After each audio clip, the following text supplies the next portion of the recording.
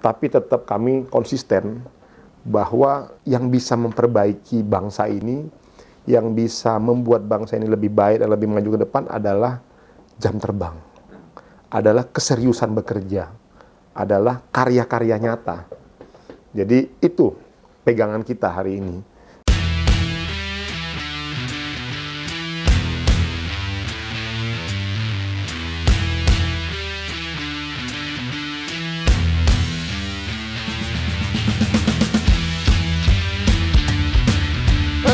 Baik, alhamdulillah. Gimana kabarnya? Kabar Golkar?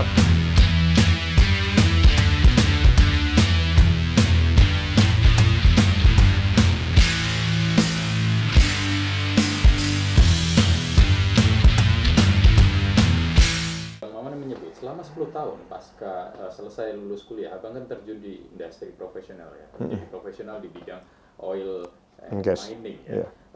Dan sekarang Abang ketika sudah masuk sebagai anggota Dewan, Abang masuk ke dalam Komisi 7 yang membidangi bidang yang hampir bisa bilang sama dengan industri yang dulu Abang terjuni. Yeah. Apakah ada korelasi antara pengalaman itu dan apakah pengalaman saat Abang kerja di industri itu membantu sekarang kerja Abang sebagai legislator di Komisi 7 tersebut? Kalau ditanya ke saya, sangat. Jadi saya mendapatkan berbagai macam perspektif. Terkadang kan begini, sering sekali kita politisi, kita melakukan pengawasan ataupun contoh melekat di badan saya ini kan sebagai anggota Dewan 3. Pengawasan, budgeting anggaran, dan legislasi pembuat undang-undang. Melekat di 3 ini. Sekarang bagaimana caranya kita mau bicara tentang misalnya burung cendrawasih. Saya ambil contoh burung cendrawasih. Tapi kita sendiri belum pernah lihat burung cendrawasih itu. Ya jadi kan susah. Mendeskripsikannya bagaimana, menjelaskan anatomi burung cendrawasih itu bagaimana, dan lain sebagainya. Pusing. Di Kalimantan Barat itu ada namanya burung enggang gading.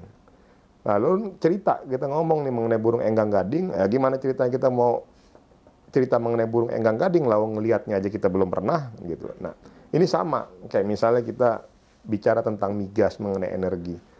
Lo mau ngomong tentang migas, lo mau ngomong tentang tambang, lo mau ngomong tentang renewable energy, lo mau ngomong tentang sustainability energi kita.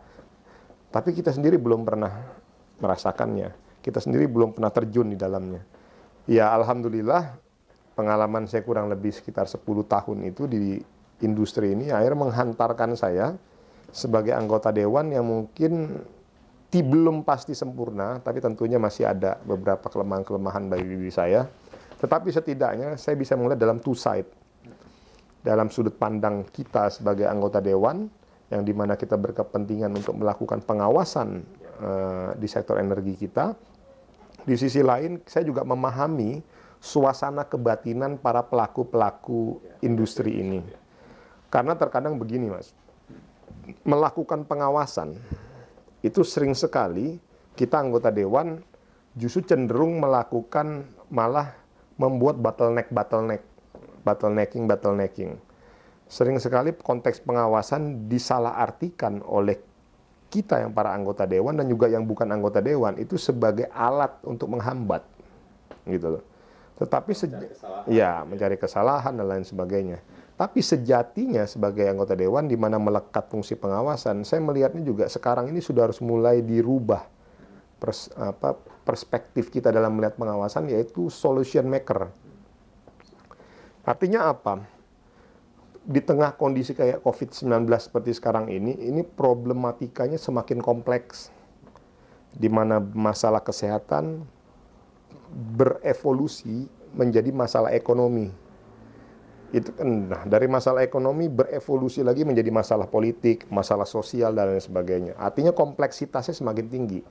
Jadi bagaimana caranya setiap industri, terutama industri energi, pertambangan, minyak dan lain sebagainya harus bisa menjadi penopang di tengah kondisi permasalahan ekonomi pasca pandemi kita ini. Kan itu sebetulnya. Kenapa saya bilang seperti itu? Contoh, kita sekarang sedang kesusahan duit. Karena alokasi anggaran kita untuk menutup permasalahan pandemi COVID-19 kemarin lumayan cukup besar. berarti kan dituntut dituntut untuk melakukan kreativitas, melakukan inovasi di tengah kondisi tantangan globalisasi di sektor energi kita. Nah, itu yang saya pikir yang memang kalau tadi kembali lagi ke pertanyaannya Mas, ya alhamdulillah dengan pengalaman saya kemarin ya 9,5 tahun sampai 10 tahun lah ya, itu cukup lah bagi saya untuk modal saya untuk bisa memahami dua sudut pandang kita dalam melihat industri ini. Kita tahu bahwa di Golkar itu kan begitu banyak dinamisme gitu ya, dan kalau kita lihat belakangan memang terutama di era kepemimpinan Pak Erlangga Hartarto, kader-kader muda salah satunya Abang itu kan semakin diberi ruang. Bagaimana Abang melihat situasi ini dan apa potensinya ke depan bagi Golkar sendiri sebagai sebuah partai? Apakah ini satu kondisi yang Abang lihat positif, ataukah ini justru mungkin ke depan bisa jadi liability buat Golkar? Oh, justru sangat positif dong. Tapi dengan catatan harus dibantu, di backup juga dengan yang senior kan. Kelemahan kita yang muda ini kan pengalaman, jam terbang. Tapi kalau dari segi agresivitas, kreativitas dan lain sebagainya nggak bisa dilawan. Kita yang muda ini pasti akan jauh lebih kreatif, kecepatan dalam melakukan langkah-langkah politik. Artinya kecekatan itu pasti kita yang lebih muda. Tapi dari segi jam terbang dan pengalaman pasti yang lebih senior. Artinya perlu ada kombinasi. Nah, pertanyaannya bagaimana dengan terobosan ataupun langkah yang dilakukan Pak Erlangga Hartarto dalam memberikan ruang dan kesempatan kepada yang muda-muda terhadap masa depan partai, kan begitu.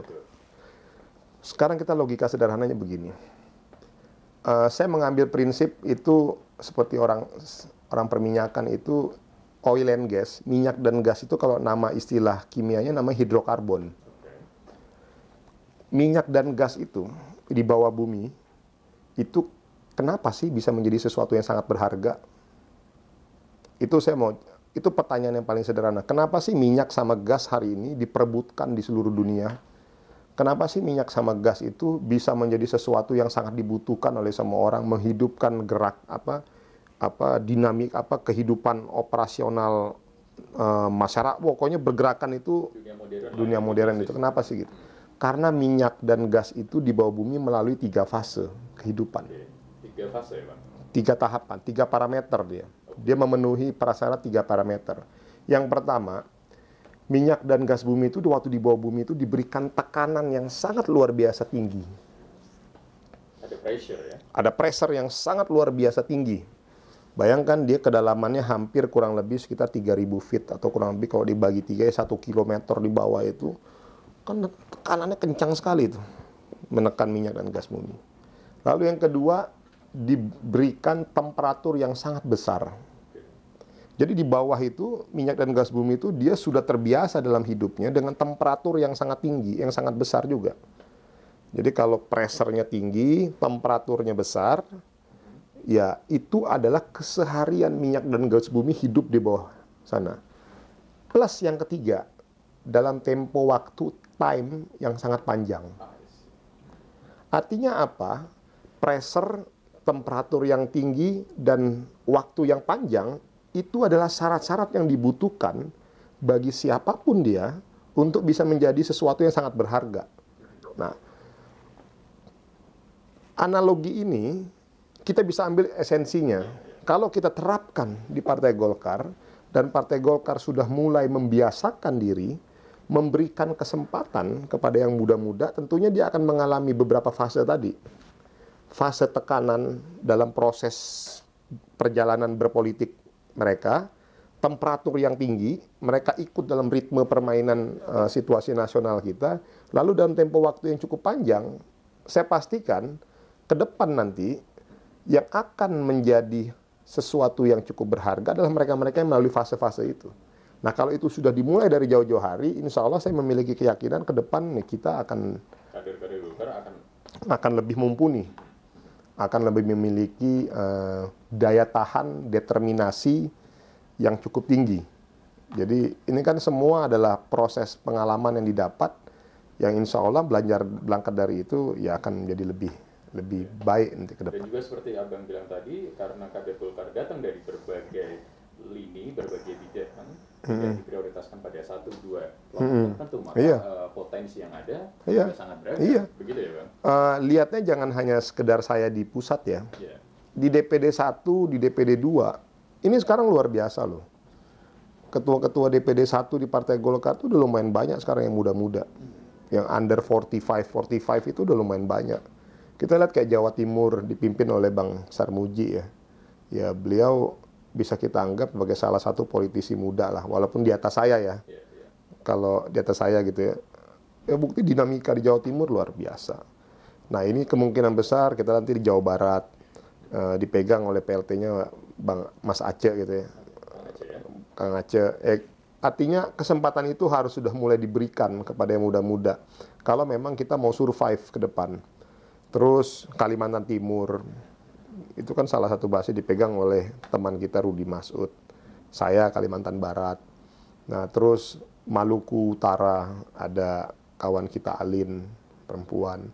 Terus Sumatera, beberapa lagi. Artinya ini sudah mulai, ekosistem ini sudah mulai Iya. Iya. Mulai berasa ya. Bang Man. Belum lagi yang di DPD 2 ya, yang pimpinan-pimpinan DPRD, pimpinan DPRD. Bang, kita balik lagi ke salah satu fungsi dan salah satu tanggung jawab Bang Maman di DPP Partai Golkar, yaitu sebagai Ketua Bapilu, Badan Pemenangan Pemilu Partai Golkar. Kalau kita tidak salah mengingat, di Pilkada terakhir kemarin 2019 tanggal 9 Desember Partai Golkar berhasil memenangi 60% dari seluruh pilkada yang kita ikuti. Bagaimana sebagai Ketua Badan Pemenang Pemilu yang berarti adalah pihak yang hampir bisa dibilang sangat bertanggung jawab terhadap pemenangan pemilu, melihat hasil tersebut, Bang? Abang puas? Ya, pertama kalau dikatakan puas belum. Karena kenapa saya bilang, kalau bagi saya kalau kita sudah berpuas diri berarti kita nggak akan termotivasi untuk lebih ini lagi gitu ya. Tapi bahwa sudah sesuai dengan target, alhamdulillah itu sudah. Namun satu hal saya mau bilang bahwa keberhasilan pencapaian kita di angka 60%-an kurang lebih plus minus itu bukan hanya keberhasilan Bapilu saja sebetulnya. Tapi karena keberhasilan dari beberapa, karena kita kan pemenangan pemilu itu kan di bawah Pak Doli, Bang Doli, lalu ada badan saksi Bang Sahmud, lalu saya Bapilu, terus bidang-bidang lain, terus kesolidan teman-teman fraksi di DPR RI, lalu kepiawaian ketua umum juga dalam menempat placement lah. Terus ini terus terang kalau rekomendasi pilkada itu bukan sesuatu yang mudah, dinamikanya luar biasa. Tarik-menarik, karena ini erat kaitannya dengan kepentingan daerah, ke provinsi sampai ke pusat. Jadi artinya keberhasilan kita waktu itu, pencapaian kita, itu tidak lepas dari kerjasama tim yang dibawa kepemimpinan Pak Erlangga Hartarto. Saya sebagai Bapilu, itu kalau di dalam tupoksi aturan main kita adalah fungsi operasionalisasi. Jadi saya hanya, salah satunya apa? Kami Bapilu itu memastikan bahwa apapun yang sudah diputuskan oleh Partai Golkar, itu seluruh atribut mesin partai, stakeholder Partai Golkar harus bisa berjalan menjalankan keputusan tersebut. Jadi itulah fungsinya partai. Makanya Bapilu itu secara struktur itu sifatnya instruksional, jadi nggak ada debatable. Jadi kita lebih kepada fungsi eksekutorial, operasional, dan memastikan seluruh stakeholder yang ada di sekitar Partai Golkar dan jejaring-jejaring bekerja untuk sesuai dengan keputusan partai. Jadi itu aja sih kalau saya lihat yang ya syukur alhamdulillah lah. Sekarang kita udah plus minus ya. Karena dari yang bupati maupun wakil bupati, dari yang gubernur wakil gubernur, ya alhamdulillah total ya kita kurang lebih sekitar 60-an persenan itulah angkanya. Jadi bagi saya ini adalah pencapaian, ini adalah sebuah keberhasilan. Kalau mau ditanya puas, ya saya nggak mau berpuas diri. Itulah tadi saya bilang, itu anak-anak muda-muda semua loh. Kita ini pemenangan pemilu, yang di Bapilu, di badan saksi, itu anak-anak muda-muda semua. Badan saksi kan di backup penuh oleh teman-teman AMPG. Itu muda-muda semua. Artinya pada saat kesempatan itu diberikan, ya insya Allah nggak akan dilepas secara sia-sia oleh kita-kita. Yang kita tunjukkan ya itu sih mungkin menurut saya salah satunya. Bang Maman, satu pertanyaan terakhir ini Bang.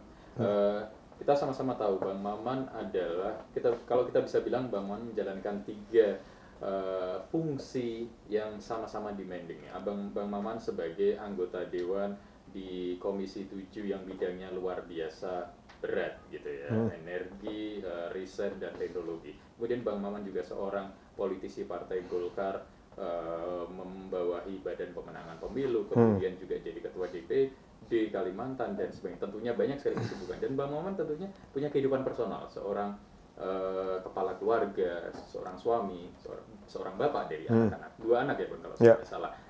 Bagaimana bisa menyeimbangkan dan juggling 3 fungsi, 3 challenge? Pastinya luar biasa nih, ini nggak bakal gampang nih. Gimana Bang?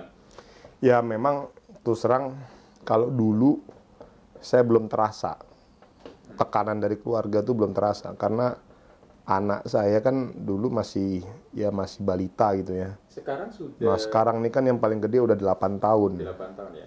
8 tahun, yang kecil udah 7 tahun. Cowok cewek? Cewek cowok, yang pertama cewek, yang nomor 2 cowok. Artinya udah mulai bisa protes kan. Bapaknya udah mulai bisa komplain, udah mulai bisa ini. Nah ya dulu mungkin yang protes cuma ibunya kan. Nah, ada begini. Tapi kalau sekarang kan yang komplain dan protesnya udah 3 orang. Jadi kayak nyamuk gitu kan, capek juga kita kalau bunyi wing gitu kan di telinga gitu. Ya prinsipnya begini, bagi saya kalau dulu kan kita beranggapan malam minggu adalah malam keluarga, hari minggu juga hari keluarga. Tapi kalau udah seperti sekarang, semua hari adalah hari keluarga, semua hari adalah hari kerja. Jadi sekarang bagaimana bisa memanfaatkan dan memaksimalkan setiap ada celah waktu yang memang saya miliki dan kebetulan juga anak miliki, ya kita main gitu loh. Jadi itu yang sekarang bagaimana saya bisa menjaga semuanya. Karena kalau kita hanya terpaku pada Sabtu dan Minggu, tiba-tiba kadang-kadang namanya kita aktivitasnya banyak gitu ya.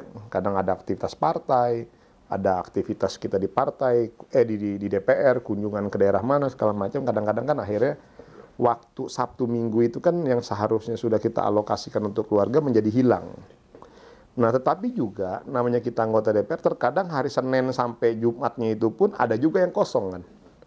Kan enggak, kadang kalau udah padat sekali gitu.